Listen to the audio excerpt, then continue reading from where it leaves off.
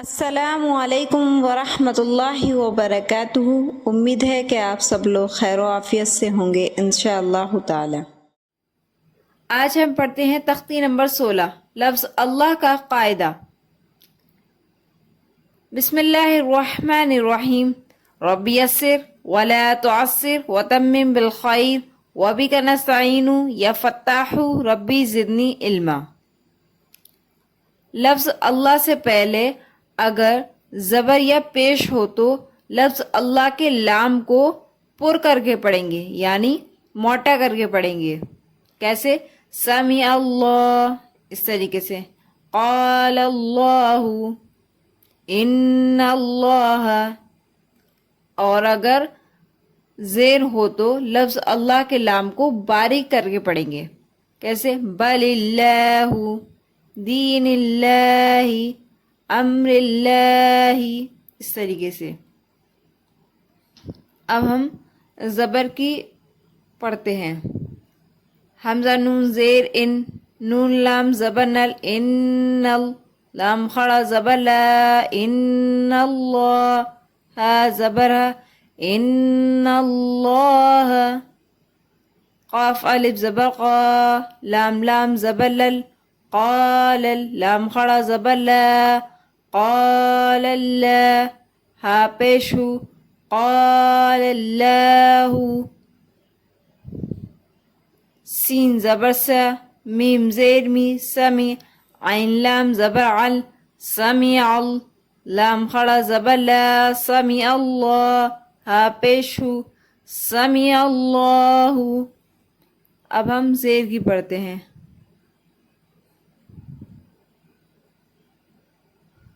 اب ہم پیش کی پڑھتے ہیں۔ ہا پیش ہو، دال واو پیش دو، حدو، دال لام پیش دل، حدود، لام خڑا زبر لا، حدود اللہ، ہا زیر ہی، حدود اللہ۔ یا پیش یو، را یا زیر ری، یوری، دال لام پیش دل، یرید، لام خڑا زبر لا، یرید اللہ، ہا پیش ہو، یرید اللہ۔ خا لام زبر خل، قاف لام پیش قل، خلق، لام خڑا زبر لا، خلق اللہ، ہا زیر ہی، خلق اللہ۔ اب ہم زیر کی مثال پڑھتے ہیں۔ با زبر با، لام لام زیر لل، بلل، لام خڑا زبر لا، بل اللہ، ہا پیشو، بل اللہ۔ دال یا زیر دی، نون لام زیر نل، دین، لام خڑا زبر لا، دین اللہ، ہا زیر ہی، دین اللہ۔ حمزہ میم زبر ام، را لام زیر رل، امر، لام خڑا زبر لا، امر اللہ، ہا زیر ہی، امر اللہ۔ اب ہم اس کی روا کرتے ہیں۔ زبر کی مثال کو روا میں کس طریقے سے پڑھیں گے؟ ان اللہ، قال اللہ، سمیع اللہ۔ اب ہم پیش کی مثالوں کو کس طریقے سے پڑھیں گے؟ حدود اللہ، یرید اللہ، خلق اللہ۔ اب ہم زیر کی مثال کو پڑھتے ہیں۔ بل اللہ، دین اللہ، امر اللہ۔ جہاں ہمارا لام لفظ اللہ کے لام سے پہلا اگر زیر ہوتا ہے تو وہاں لام میں اس طریقے سے پڑھا لام زبر لا۔ یہ یہاں پر جب اگر ہمارا لفظ اللہ کے لام سے پہلا اگر زبر ہو یا پیش ہو تو وہ لا کے ٹائپ میں پڑھا جاتا ہے، ان اللہ۔ اور اسی طریقے سے اگر یہاں پر یہ ہے با زبر با، لام لام زیر لل، تو یہاں یہ باریک کریں تو بل اللہ۔ یہاں پر لا زبر و پیش میں اور زیر میں لا۔ آج ہم پڑھتے ہیں تختی نمبر 17 آیت کرنے کے قاعدے۔ وقف، وقف کسے کہتے ہیں؟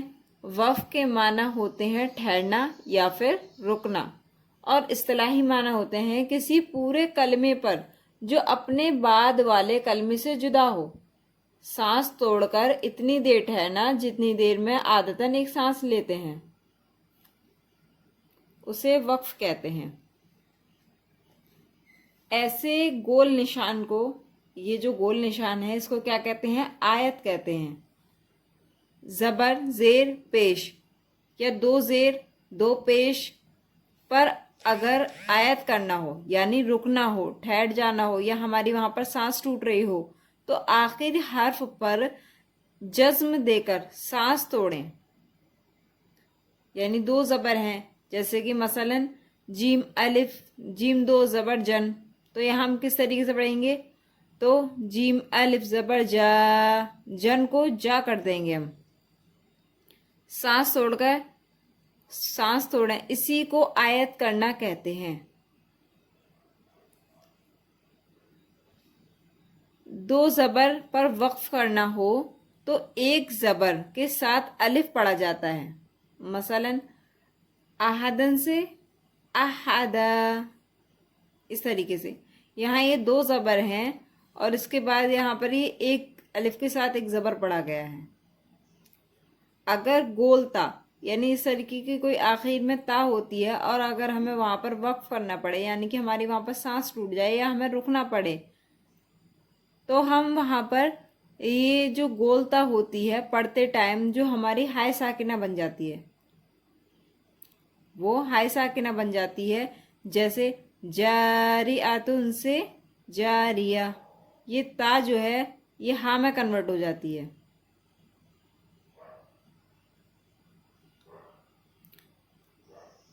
اعوذ باللہ من الشیطان الرجیم، ابھی یہاں پر گول نشان ہے تو ہم یہاں پر کیا کریں گے؟ وقف کریں گے۔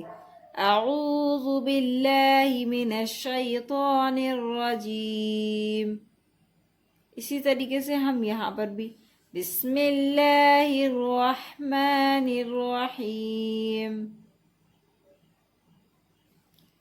الحمد للہ رب العالمین، ایاک نعبد و ایاک نستعین، قل هو اللہ احد، دو زبر پر اگر ہمیں یہاں پر وقف کرنا ہے تو صرف احد، ان مع العسر یسرا، دو زبر پر وقف کیا ہے تو را کے ساتھ الف کو پڑھا ہے، صرف ہم نے دو زبر کو نہیں پڑھا۔ ان مع العسر یسرا، فیہا عین جاریہ، یہاں پر ہم نے گول تا کو ہا میں کنورٹ کر دیا، جاریہ، تسقا من عین آنیہ،